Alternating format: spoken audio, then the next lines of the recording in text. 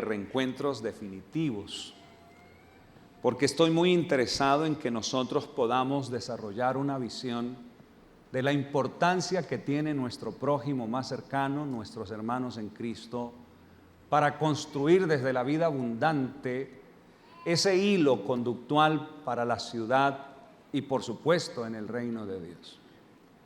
Hace un tiempo atrás yo viví una experiencia fuerte, porque haciendo una evaluación profunda, me di cuenta que en mi corazón habían vacíos de tipo relacional con algunas personas. Ya yo tenía un tiempo en el ministerio y cuando descubrí eso me sentí muy avergonzado delante del Señor. Había predicado ya muchas veces en diferentes lugares, pastoreando la iglesia por varios años, pero sentí la necesidad de decirle a Dios al descubrir esto: ayúdame, Señor, ayúdame. Necesito pararme frente al pueblo lo más limpio posible en ese sentido para que el mensaje logre el objetivo que debe tener. Y guárdame de predicar un mensaje con una cara queriendo bendecir a unos y con la otra cara queriendo juzgar a otros en el sentido que no merece el Señor en esta área. Y me dispuse a buscar de Dios y Dios empezó a hablarme sobre las relaciones saludables. Dios empezó a hablarme mucho sobre empezar a hacer un ejercicio de acercamiento aún con las personas que me costaba trabajo por diferentes situaciones y hacerles propuestas de tener una relación productiva hacia el futuro. Y en ese ejercicio aprendí que a las personas que uno comúnmente trata en torno a la obra de Dios, debe involucrarla con algunas respuestas a preguntas que uno tiene. ¿Qué tan bien te caigo, por ejemplo? ¿Qué parecer tienes acerca de mí? ¿Qué no te gusta de mi forma de ser? ¿Cuánto tiempo crees tú que puedes caminar conmigo y yo contigo de aquí en adelante en torno a la obra de Dios? Yo, por supuesto, haciendo un esfuerzo, preguntando todo esto, y las personas que me oían sorprendidas, porque aunque muchos lo pueden hacer, no siempre guiados por Dios, produce de pronto el impacto que se quiere, porque es como una presión, porque precisamente Dios está involucrándolo. Pero de las cosas que más me llamó la atención es decirle a la gente: ¿cuánto tiempo crees que tú y yo podemos estar juntos, sirviéndole a Dios, en armonía, en acuerdo? Y las personas no siempre tenían respuesta para eso.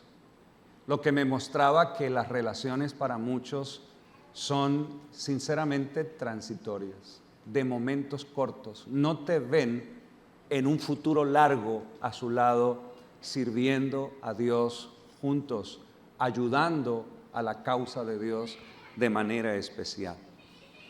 De esto entonces se ha originado todo un discurrir en torno a Dios y decirle: Señor, ayúdame, fortaléceme, quiero ser un instrumento para las demás personas, pero sobre todo quiero estar lo más sano posible para poder desarrollar vida espiritual en abundancia.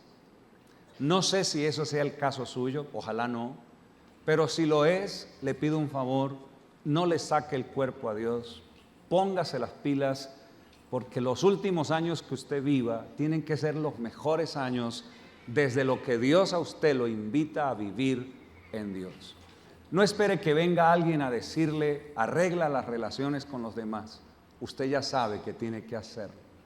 No espere que alguien le diga: Dios tiene algo contigo, hazlo, sabiendo usted que necesita estar vinculando a otras personas, vinculándose con otras personas para hacer la obra de Dios.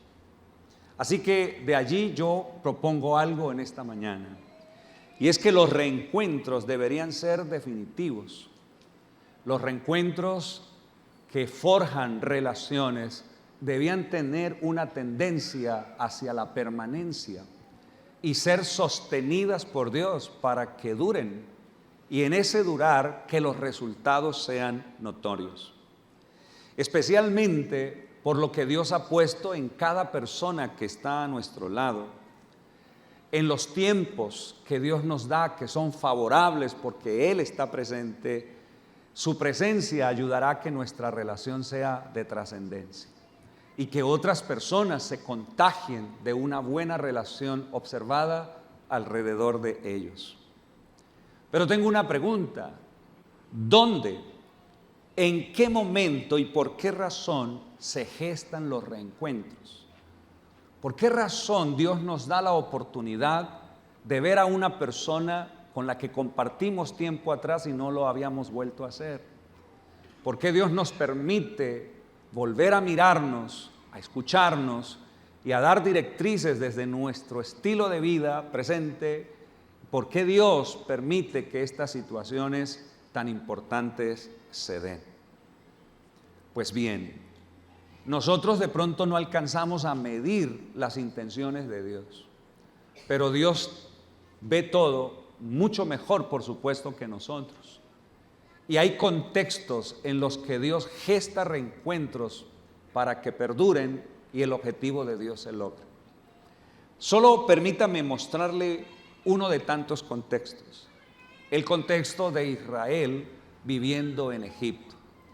Sabemos que ellos estuvieron allí más de 400 años y que el reino de Egipto se aprovechó mucho del pueblo de Israel y los explotó, literalmente hablando, se aprovechó de ellos y los llevó a la máxima expresión de incomodidad.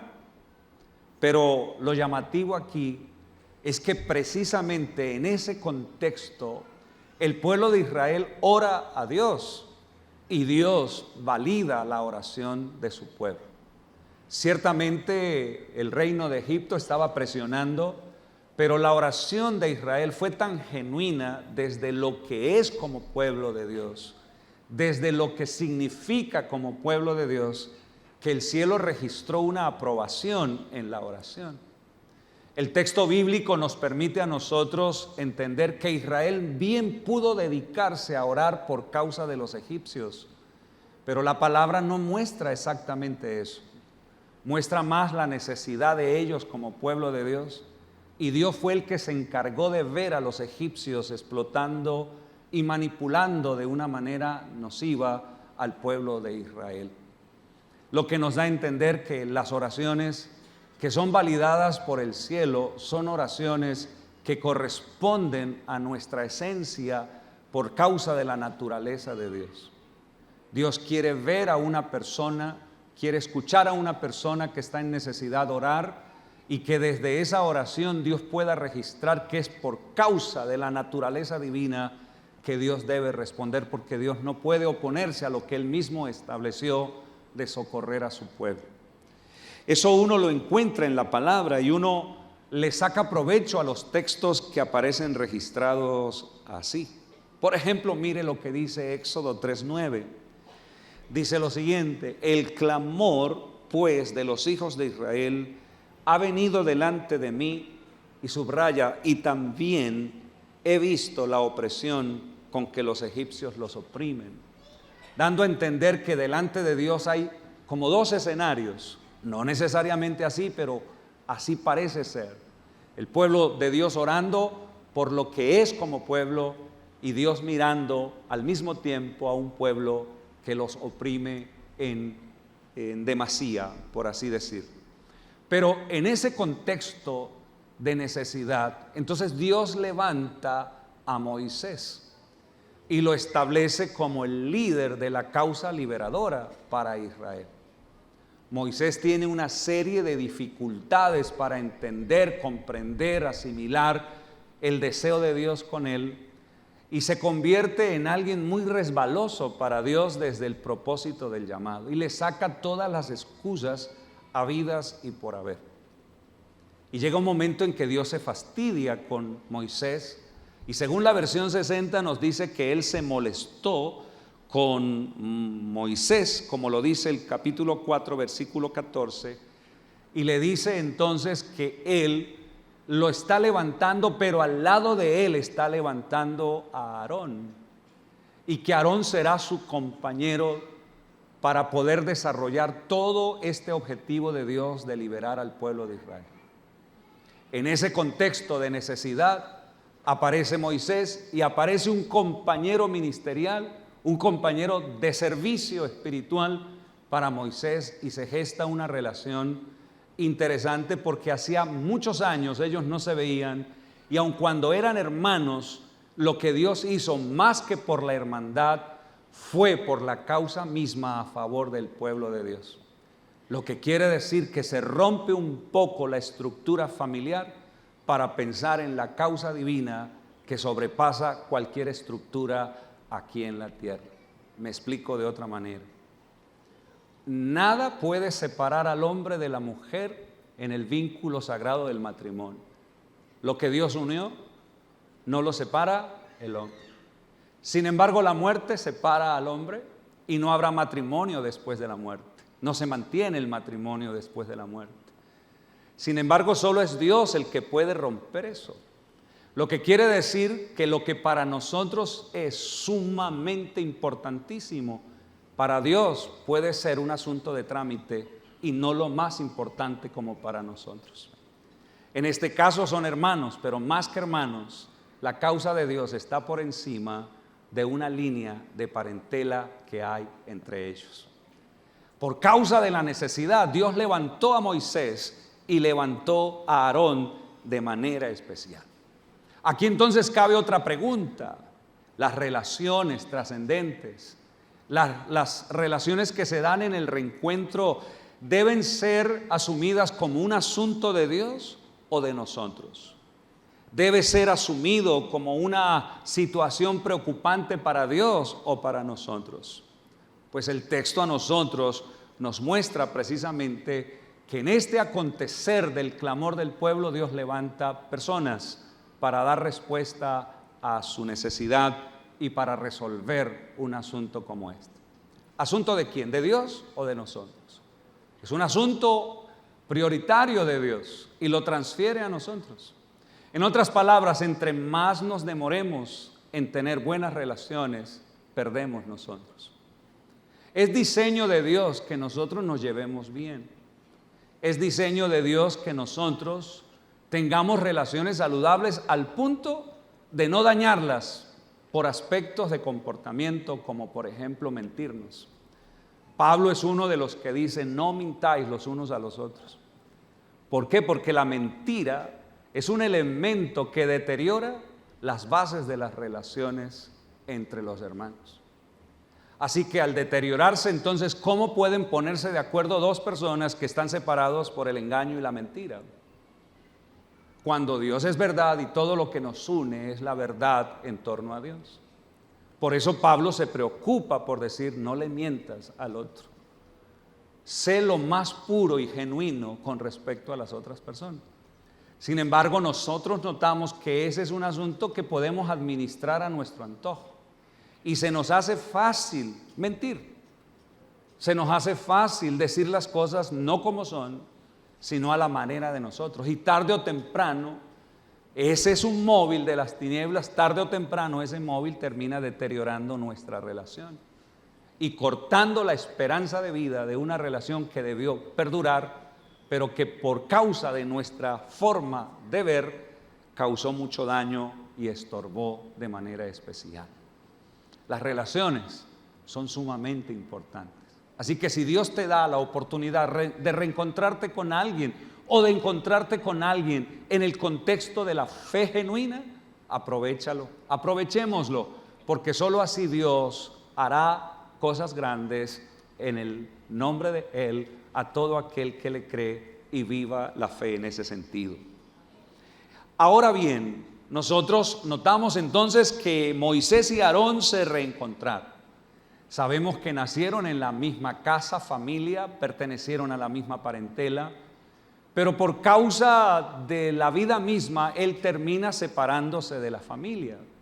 Recuerde que a Moisés se le estipula en 120 años, 40 años en Egipto, 40 años en el desierto y 40 años sirviendo a Dios como libertador. Así se cataloga la vida de él en esa línea de tiempo. Lo que quiere decir que Moisés y Aarón se habían dejado de ver por lo menos por más de 20 años. Y Dios los levanta para que se reencuentren.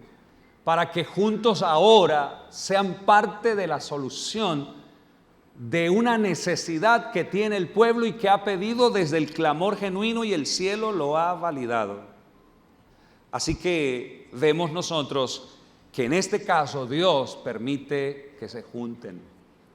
Pero lo llamativo aquí es que según el versículo 14, el texto nos muestra que Dios, enojado contra Moisés, le dice lo siguiente: ¿no conozco yo a tu hermano Aarón, levita?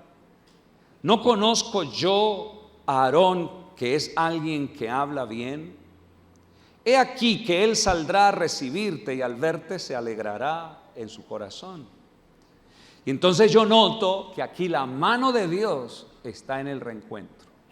Número uno, porque exhorta a Moisés a pensar en alguien que no estaba en su mente, pero estaba en la mente de Dios, por así decirlo, o en los planes de Dios.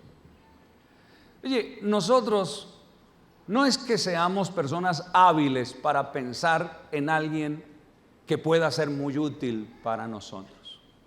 Tal vez desde la forma y estructura de nuestro pensamiento quisiéramos personas muy acordes a nuestra forma de pensar. Pero es Dios el que le dice a Moisés: yo he pensado en alguien que te va a hacer de mucho bien a ti. Yo conozco a esa persona. Yo sé quién es esa persona. Y yo, sabiendo quién es esa persona, he notado que él tiene algo que tú no tienes. Y es que él habla bien. Y cuando yo reviso esa expresión de la palabra, yo digo: gloria a Dios, porque según la misma palabra, los que hablan bien son aquellos que primero piensan para hablar. Son aquellos que en alguna forma u otra guardan su corazón para concebir lo que Dios tiene. Por supuesto, no es una persona perfecta, pero tiene temor de Dios, y lo que habla es producto de lo que relaciona en su interior. Extraordinario que Dios piense en alguien que tiene lo que yo no necesito.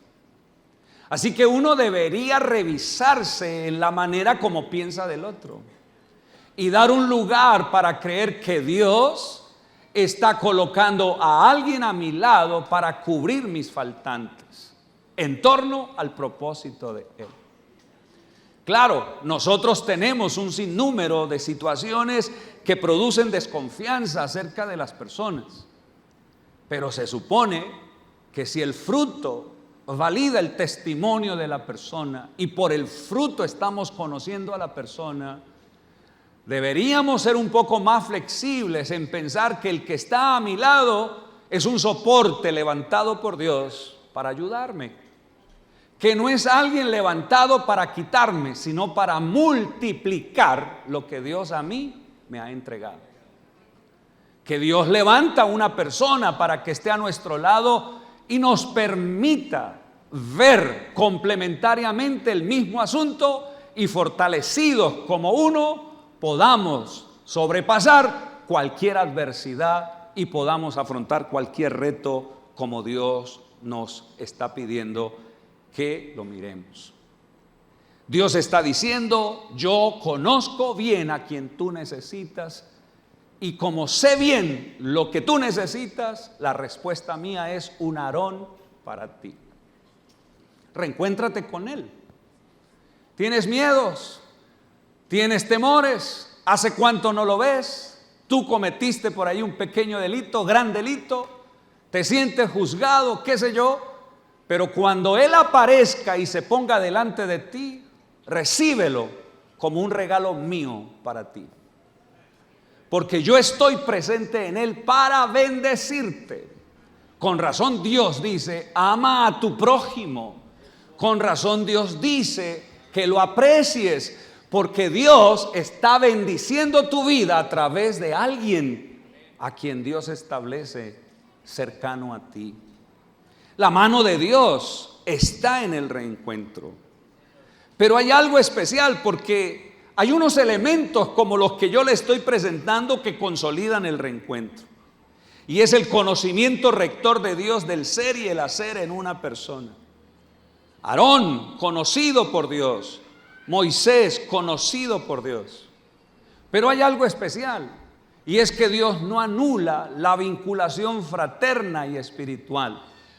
El texto muestra una experiencia vívida, una experiencia notoria, porque el texto claramente dice: Él saldrá a recibirte y al verte se alegrará tu corazón. Note usted que el texto demarca entonces lo que Dios coloca en la persona que levanta para ayudarme. Uno, son los afectos de Dios.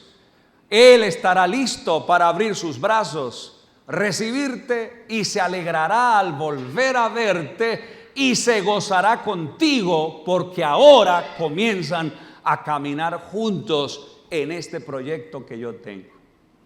Extraordinario, porque aquí los afectos y el vínculo como tal, más que lo que tiene que ver con lo humano, es porque Dios mismo está impulsando a Aarón a hacer así con Moisés.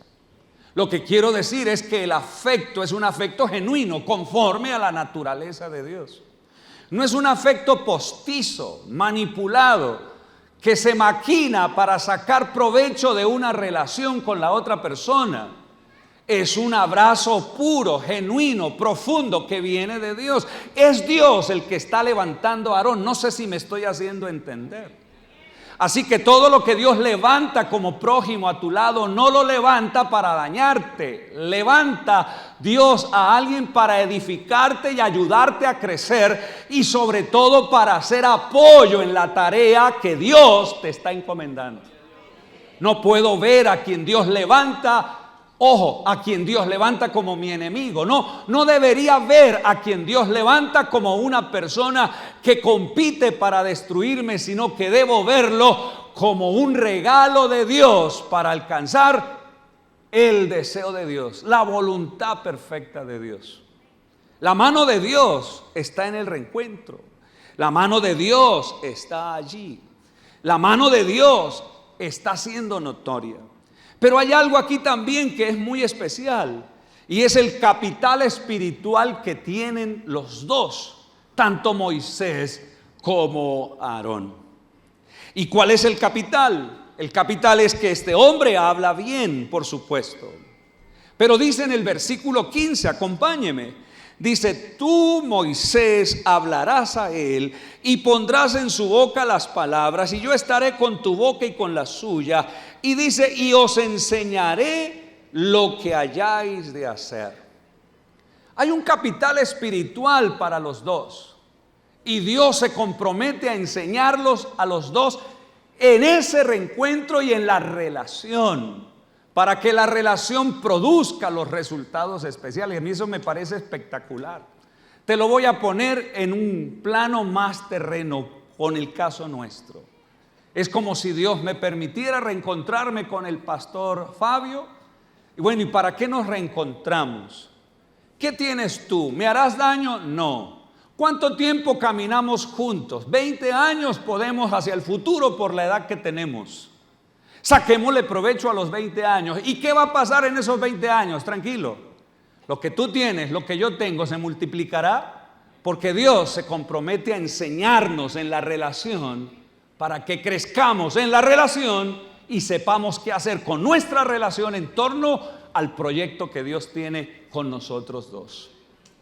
Que vamos de pronto a tener desavenencias, posiblemente. Pero lo que Dios se compromete a hacer es que su enseñanza nos enseñará a superar las desavenencias. Y no una desavenencia va a romper lo que es sagrado para Dios, porque Dios lo estableció como un vínculo extraordinario en Él.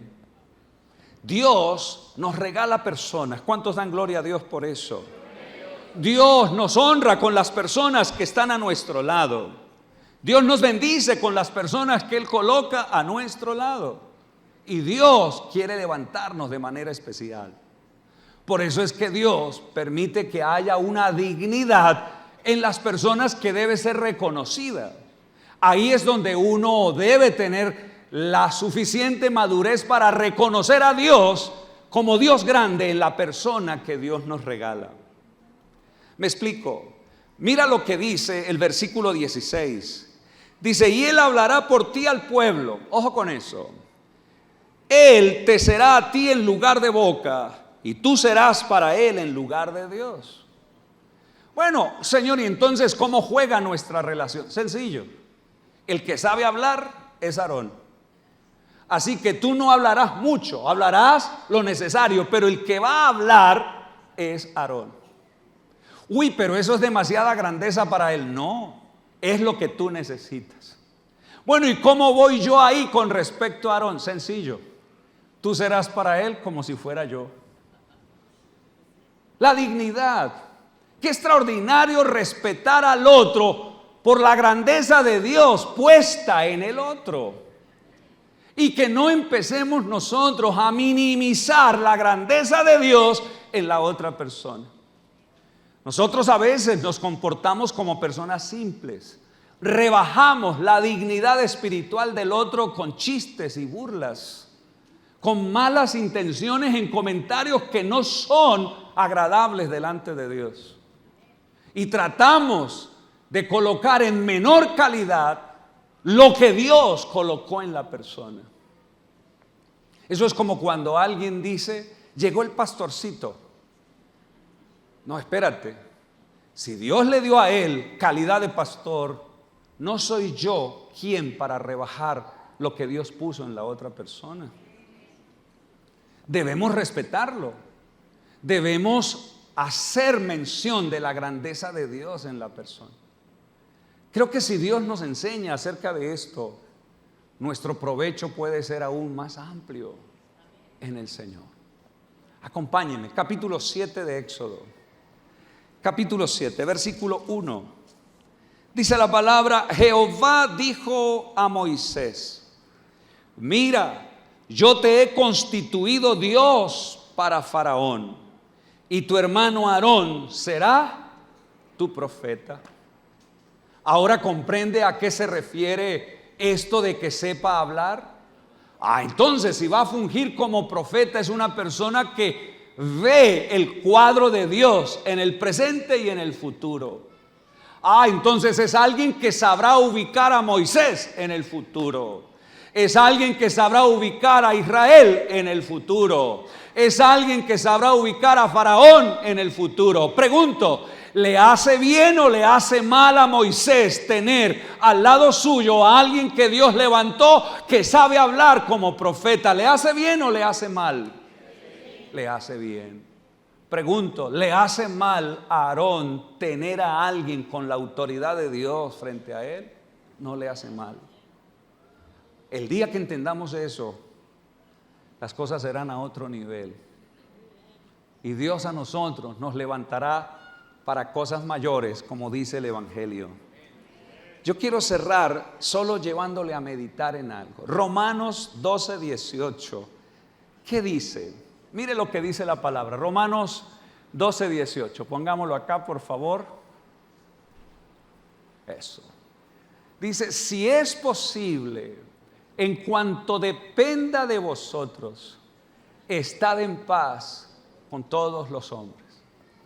A veces pensamos que eso solo es desde una mirada cristiana para un mundo inconverso. Yo le pregunto a usted, ¿está la iglesia en completa paz en las relaciones como miembros? Pero si está en lo posible de su mano hacerlo, hágalo. Porque si usted está en esa condición de tranquilidad, la iglesia funciona de una manera mejorada. Mire este otro texto que le va a gustar, Hebreos capítulo 12, versículo 14. ¿Qué dice la palabra aquí? Mírelo, Hebreos 12, 14. Seguid la paz con todos, y la santidad, sin la cual nadie verá al Señor. ¿Qué tan importantes son las buenas relaciones para ver al Señor? ¿Qué tan importante es llevarse bien con el otro para ver al Señor? Dejemos la santidad en otro nivel ahí porque no es lo que voy a hablar. Pero la paz del Señor, que se sigue en la iglesia es viable para que el Señor siempre esté siendo observado por nosotros. Donde las relaciones no son correctas, no se ve al Señor, en otras palabras. Donde las relaciones no son relaciones sanas, hablando del cuerpo de Cristo me refiero. Por eso Pablo dice, no hablen mal los unos de los otros. Por eso Pablo reitera una y otra vez, como dice en Gálatas, no se despedacen como si fuesen caníbales. La figura que Pablo coloca ahí es como de perros carroñeros que rompen, se comen vivas a las personas. Y después habla del fruto del Espíritu. Porque al interior de la iglesia puede haber mucha fricción, pero necesitamos corregir eso. No se dé el gusto de decir, me cayó mal de entrada, no. Es más, si a alguien le cayó mal, acérquese, digo, tú tienes algo extraño. Y dice el otro, ¿qué será? ¿Qué será? A ver, no sé, tal vez tu caminar no cuadra conmigo. Y el otro dice, pues, claro, usted camina torcido también, ¿cómo va a mirar que camino derecho? Dice, hace falta eso, porque tal vez yo me esté perdiendo de alguien que sea boca de Dios para mí. O tal vez alguien se está perdiendo de otro que sea autoridad de Dios. Y yo veo a esa persona, él no habla casi, pero yo veo a esa persona y yo de una vez me pongo firme. Es como ver a Dios, uy, santo de la gloria. Esa persona entra y cambia todo. Y no es porque la gente entre en tensión, sino porque algo pasa en el escenario y uno es como sobrecogido en el temor de Dios. ¿Cómo nos hace falta mejorar eso? Y si una persona es demasiado simplona, perdone la expresión, como dice el proverbio, ¿hasta cuándo amaréis la simpleza? O sea, que todo es como bobada, tontería. Dios lo vuelven tontería. Y uno dice, ¿sabes qué? Te voy a decir algo, pero no te incomodes. ¿Tú por qué eres tan simple? ¿Cómo así? A ver, no, tú vuelves todo lo que es importante, lo vuelves nada. No. Es más, te aconsejo algo. Cuando vayas a echar un chiste, voy a echar un chiste, para uno poder diferenciar lo serio de lo chistoso. Porque como uno no sabe, uno piensa que todo es juego y ya no te creemos eso. ¿Cómo hace falta eso? ¿Cómo hace falta esto en los esposos, por ejemplo? Yo me pongo a pensar en eso, ahorita que estamos ya por 33, Dios de la gloria. ¿Sí? Uno saber esto, ¿no? O sea, ¿qué me aportas tú a mí? O sea, no como esposa, sino como miembro del cuerpo. ¿Qué me aportas? ¿Y qué tal que sea lo de Aarón y lo de Moisés? Y que uno de los dos aporte la presencia de Dios y tenga que callar un poquito para que el otro hable más. Y no estar por debajo de la mesa, cállese, ya no. No hable más, usted habla demasiado. No, sino que en una reunión diga, opine, digo, no, mira, yo hablo poco, pero yo quiero darle la oportunidad a quien habla más, porque es lo que Dios ha levantado. Bonito, ¿no? Y el otro se calla. ¿Y por qué se calló? Porque es que él refleja a Dios y ya es tiempo de callarme. Y las relaciones serían mucho mejores. Pero nosotros no pensamos en eso. Porque la parte de la familia y todo rompe la virtud de lo que Dios levanta para nosotros. Que Dios nos ayude. Alguien que diga amén a eso. Que Dios nos ayude. Alguien que diga amén a eso. Dios es el único que puede levantarlo.